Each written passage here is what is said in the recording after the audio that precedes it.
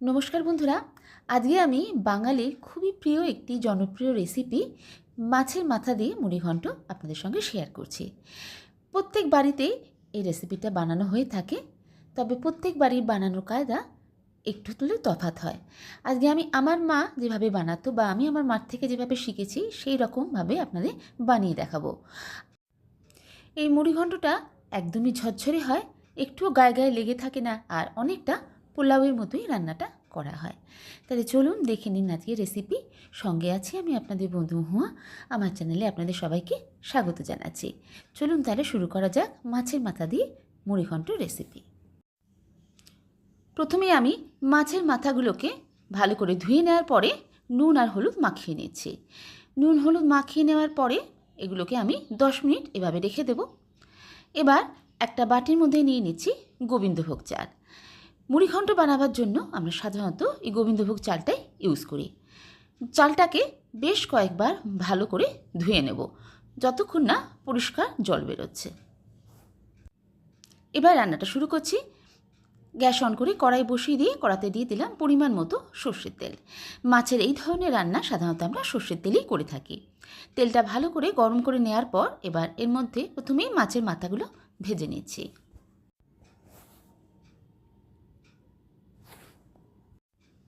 এই সময় মাছের মাথাগুলো খুব ভালো করে লালচে করে ভেজে নিতে হবে বা বেশ কড়া করে ভেজে নিতে হবে। মাছের মাথাগুলো যদি ভালো করে ভাজা না হয় তাহলে কিন্তু মুড়িঘণ্টের টেস্ট ভালো আসবে না। তাই একটু সময় নিয়ে ভালো করে কড়া করে মাছের মাথাগুলো ভেজে নিতে হবে। মাছের মাথাগুলো ভালো করে ভেজে নেওয়ার পর এবার আমি একটা বাটির মধ্যে এগুলো উঠিয়ে নিচ্ছি।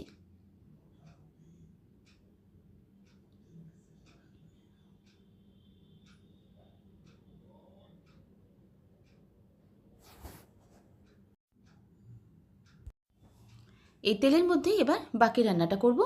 প্রথমেই কিছু গোটা গরম মশলা ফোড়ন দিয়ে দিচ্ছি।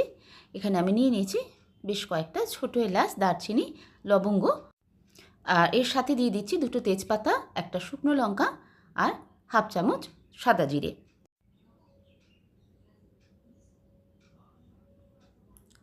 ফোড়নটা কয়েক সেকেন্ড ভেজে নিয়ে এবার এর মধ্যে দিয়ে দিলাম পেঁয়াজ কুচি। একটা বেশ বড় সাইজের পেঁয়াজ আমি এখানে ইউজ করেছি। পেঁয়াজটাকে এবার খানিকক্ষণ ভেজে নেব। পেঁয়াজটা যখন একটু নরম হয়ে আসবে এবার এর মধ্যে দিয়ে দিচ্ছি আদা রসুনের পেস্ট। একটা বড় চামচ আদা রসুনের পেস্ট আমি এখানে ইউজ করলাম। আদা রসুনটাকেও পেঁয়াজের সঙ্গে এবার খানিকক্ষণ ভেজে নিচ্ছি, যতক্ষণ না এর কাঁচা গন্ধটা চলে যায়। এবার এর মধ্যে কিছু গুঁড়ো মশলা ইউজ করব। প্রথমে দিয়ে দিলাম পরিমাণ মতো হলুদ গুঁড়ো, 1 চামচের মতো জিরে গুঁড়ো, ধনের গুঁড়ো, আর দিয়ে দিচ্ছি কাশ্মীরি লঙ্কার গুঁড়ো।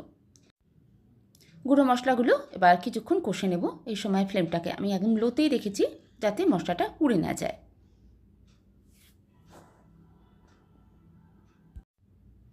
গুঁড়ো মশলাগুলো পেঁয়াজ আদা রসুনের সঙ্গে ভালো করে কষে নিয়েছি। এখন দেখুন সাইড থেকে তেলও ছাড়ছে। আর এই সময় ফ্লেমটা আমি একদমই বাড়াইনি, একদম লো ফ্লেমে রেখে মশলাগুলো কষে নিয়েছি। এবার এর মধ্যে দিয়ে দিলাম একটা বড় সাইজের টমেটো কুচি আর সেই সঙ্গে 3টে চেরা কাঁচা লঙ্কা। এই কাঁচা লঙ্কাতেই ঝালটা হবে আর একটা সুন্দর ফ্লেভারও হবে, এই জন্য রান্নায় আমি গুঁড়ো লঙ্কাটা ইউজ করিনি ঝালের জন্য। টমেটোটাকে এবার খানিকক্ষণ কষে নেব। টমেটোটা এখন হালকা নরম হয়ে এসেছে, কিন্তু সম্পূর্ণ গলে যায়নি। যখন এরকম টমেটোটা হয়ে আসবে এবার আমি এর মধ্যে চালটা দেব। চালটা দেওয়ার আগে জলটা অবশ্যই ঝরিয়ে নিতে হবে। সমস্ত মশলার সঙ্গে চালটাকে এবার ভাজবো।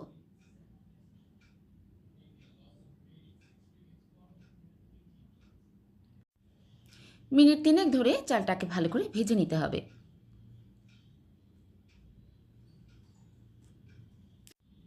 চালটা এইভাবে মশলার সঙ্গে ভেজে নিলে চালের গন্ধটাও মশলার মধ্যে সুন্দরভাবে মিশে যাবে আর মশলার টেস্টটা চালের মধ্যে চলে আসবে।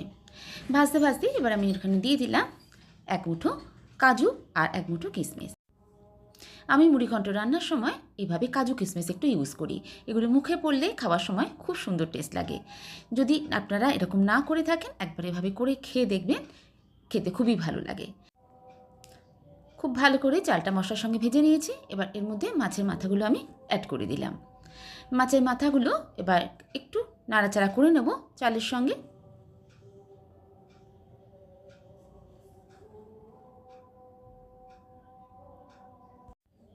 এবার এর মধ্যে জল দিয়ে দিচ্ছি। জলটা আমি গরম জলই ইউজ করলাম। এই কাপ মেপে চালটা দিয়েছিলাম আর এই কাপ মেপে তাই জলটা দিলাম। আমি এখানে পুরো 2 কাপ জল ইউজ করিনি, 1.5 কাপ জল দিয়েছি। চালটা যদি আগে থেকে একটু ভিজিয়ে রাখেন 5 বা 10 মিনিট মতো, তাহলে পুরো 2 কাপ জল দেওয়ার কোনো প্রয়োজন নেই। আর মুড়ি ঘন্টটা যদি একদম ঝরঝরে আমার মতো নামাতে চান, তাহলে 1.5 কাপ জলে ঠিক পারফেক্টভাবে সিদ্ধ হয়ে যাবে। ভালো করে নাড়াচাড়া করে দিয়েছি আর সঙ্গে দিয়ে দিয়েছি স্বাদ মতো নুন আর অল্প একটু চিনি। যদি চিনি পছন্দ না করেন তাহলে দেবেন না, কিন্তু অল্প একটু চিনি দিয়ে দিলে টেস্টটা খুবই ভালো লাগে। ভালো করে মিশিয়ে নেওয়ার পরে যখন ফুটতে শুরু করবে, ফ্লেমটাকে মিডিয়ামে রেখে ঢাকা দিয়ে রান্না করে নেব 10 মিনিট। 10 মিনিট পর ঢাকা খুলে একবার ভালো করে নাড়াচাড়া করে দেব। দেখতেই পাচ্ছেন চালের জলটা কিন্তু এখন একদম টেনে গেছে আর চালটাও সুন্দরভাবে সুসিদ্ধ হয়ে গেছে।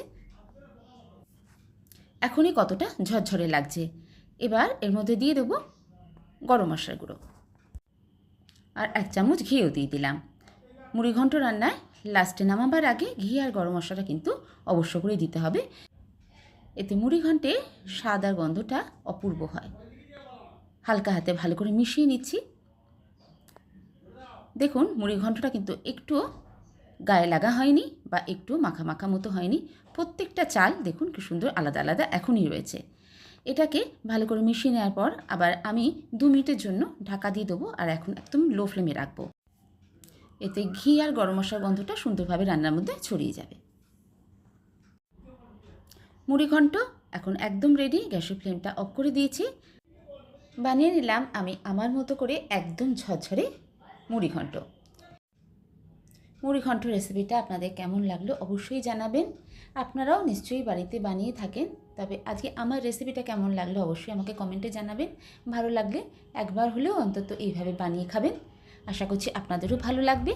এরকম ঝরঝরে মুড়িঘণ্টর স্বাদই কিন্তু আলাদা হয়।